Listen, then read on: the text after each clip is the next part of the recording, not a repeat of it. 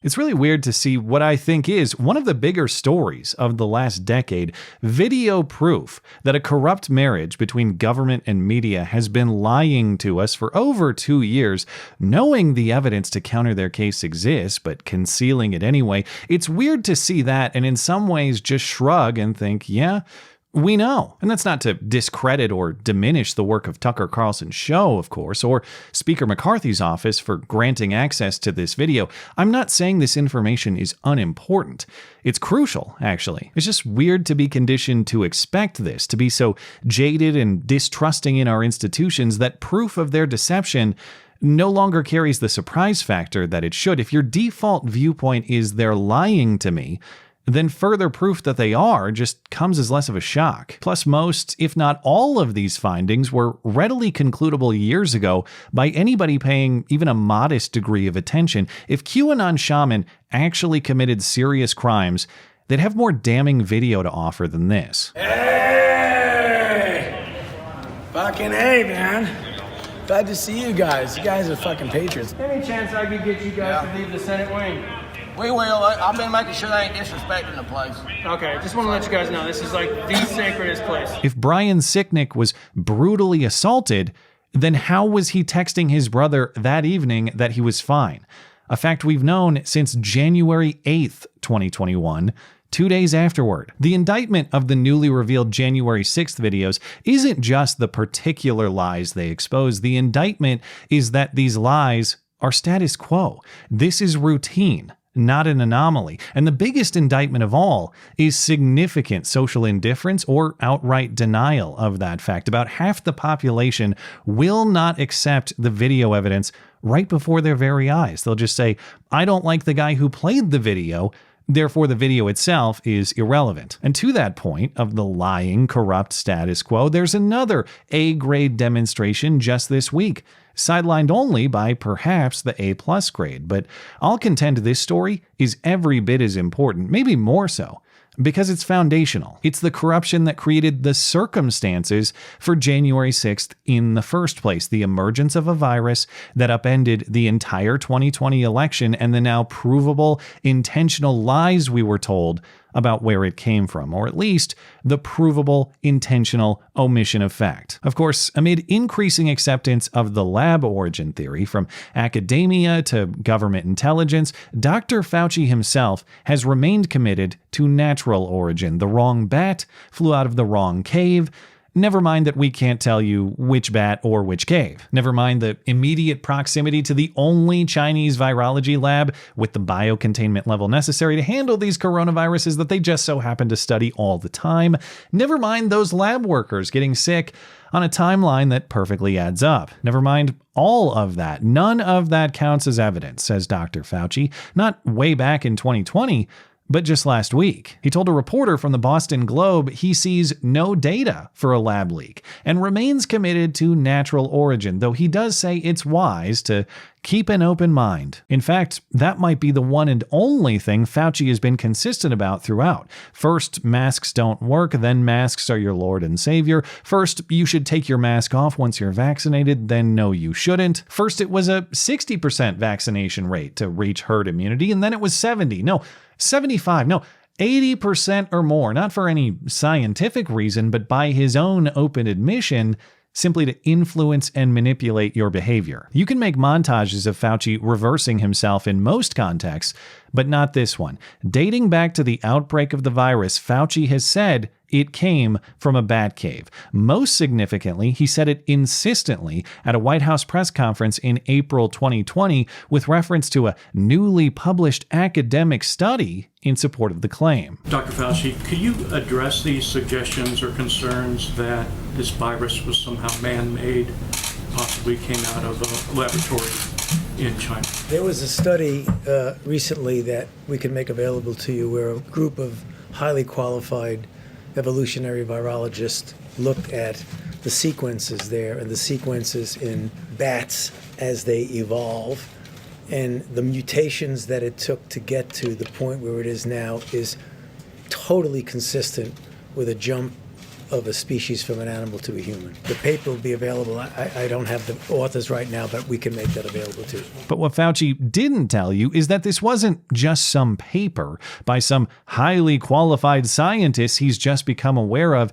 It was a paper that was personally commissioned by Fauci himself for the purpose of propagandizing. Fauci completely omitted his own personal involvement and indeed direction of that paper, and newly released emails prove it, now made public by the new House subcommittee investigating virus origins. This esteemed bunch of scientists that Fauci was talking about were actually on a conference call with Fauci and Francis Collins, then NIH director, on February 1st, 2020, for quite the opposite purpose, actually. On this call, these scientists warned Fauci and Collins that the virus may have been a lab creation and leak or release. And then very suddenly, right after this conference call, the viewpoint of these scientists completely flips. They go from, hey, Fauci, that Wuhan lab looks awfully suspicious, to never mind, that Wuhan lab has absolutely nothing to do with this. It is clearly natural origin, and we're working on a highly reputable academic paper to show that. By February 4th, only 3 days after the call, these scientists already had a draft of this paper proving natural origin ready to go and delivered to Fauci and Collins by email. Now, maybe you say, yeah, well, we don't actually have a recording or a transcript of that conference call, so how do you know that their minds actually changed so dramatically? Well, we do have significant before and after evidence. In January 2020, Christiansen, the man who would lead this new proximal origin study supporting natural origin and who was on the conference call, emailed Fauci to say, this genetic sequence sure does look engineered. Furthermore, in this New York Times interview in June 2021, Christiansen grants the premise, yes, my mind sure did change a lot from my initial view in January 2020 to the publication of my paper of the opposite perspective mere months later in March. Okay, but just because their minds changed doesn't mean that Fauci directed those minds to change. That's inference, not fact, the skeptic might say. Nope. There's direct evidence of that too. In pitching this natural origin paper to Nature Medicine, the journal that would soon publish it, Anderson wrote in an email that the work was, quote, prompted by Tony Fauci, Francis Collins, and Jeremy Farrar, then the head of a British nonprofit with ties to the pharmaceutical industry. And no, that wasn't some mistaken fuzzy memory of something long ago. Anderson said this. Fauci prompted the study on February 12th. Less than 2 weeks after the conference call that apparently changed his perspective forever. Okay, but maybe Fauci just prompted his curiosity. Maybe Fauci said, go investigate and see what you find. That's another possible defense. Nope. There is further evidence to show that Fauci prompted Anderson to investigate for a specific purpose, to reach a specific conclusion. Just a few days prior, on February 8th, Anderson emailed a German colleague to say his work with those other guys on the conference call that Fauci prompted has been focused on trying to disprove any type of lab theory. Anderson would later contradict this statement publicly, if I'm being charitable with my description. Outright lie is a more blunt choice. When asked for explanation from Representatives James Comer and Jim Jordan in July 2021, Anderson said in a response letter August 18th that he objectively weighed all the evidence available to him despite describing previously designing the research to reach only one predetermined conclusion. Okay, but there is a simpler explanation here. None of this matters if the science changed his mind. It doesn't matter if Fauci put him up to it. It doesn't matter if he had preconceived bias. The more plausible explanation here is simply that the science itself changed Anderson's mind, and there's nothing wrong with that. The problem with this final defense is that the science didn't change Anderson's mind. According to Anderson himself, Anderson was asked in his June 2021 New York Times interview, hey, what about the science of your research changed your view on the origin of the virus? Anderson said, we looked at data from bats and pangolins, those weird scaly armadillos, and we found that features that at first appeared like unique manipulated genetic sequences in SARS-CoV-2, the COVID-19 virus, those were actually found in other related viruses in these animals. So it was just a textbook example of the scientific method disproving a preliminary hypothesis, that's all. But the problem is, when Anderson was pushing this paper through peer review before publication, he was telling those peer reviewers that the pangolin evidence was unconvincing. He told one peer the pangolin virus sequences do not further clarify the different scenarios discussed in the manuscript, those scenarios being lab or natural origin. And it wasn't a one-off.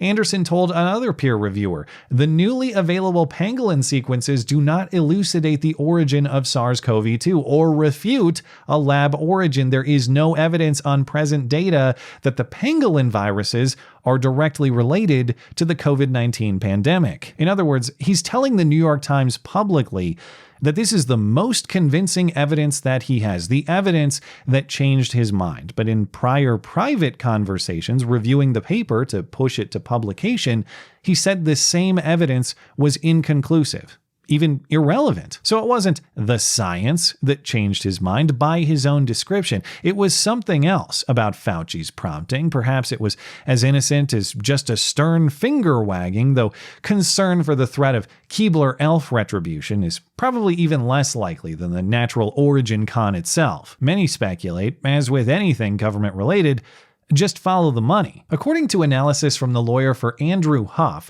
a former EcoHealth official, EcoHealth is the New York nonprofit under the leadership of Peter Daszak, the guy who got Fauci grant money and subcontracted to the Wuhan lab, Christian Anderson's NIH research funding increased significantly after the conference call that changed everything. I've not personally vetted these numbers against NIH records, but Huff does swear his name to the accounting as part of a submission to Congress under penalty of perjury. But whether it's money, whether it's career advancement, hell, whether it actually is the science somehow, the motivations of the scientists who wrote this paper are still of secondary importance to the motivations of Fauci himself in prompting it and directing it and approving it, all with a predetermined conclusion then pushed on the American people as objective evidence without disclosing his personal involvement. I know that assuming malice is supposed to be some big moral and philosophical no-no,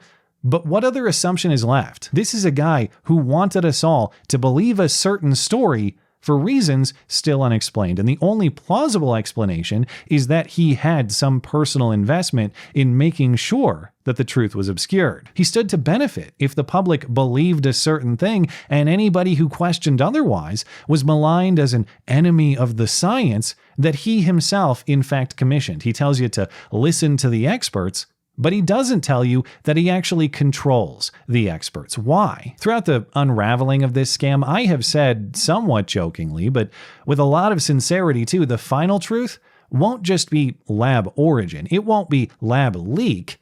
It won't be accidental at all, and it won't even be just the evils of the Chinese communists alone. It will be that Fauci and friends personally oversaw the engineering of this virus and its intentional release to achieve certain ends, political, financial, and otherwise, and you paid for it with both your tax dollars and the direction of your life. They made the virus and then they made the cure for the purpose of seizing complete control over your life and a steady flow of your money. That is the final stop on the truth train. Even if you consider that unwarranted speculation, admittedly, it is highly cynical and speculative, but consider all of the evidence and tell me the trajectory is not straight into that obscene level of abuse. Besides, at this point, given the track record, it is far more irresponsible to speculate that those perpetrating this scam were honest or just misunderstood or made a few mistakes. That is what enabled the damage. Betting that those consolidating their power and cashing in through coercion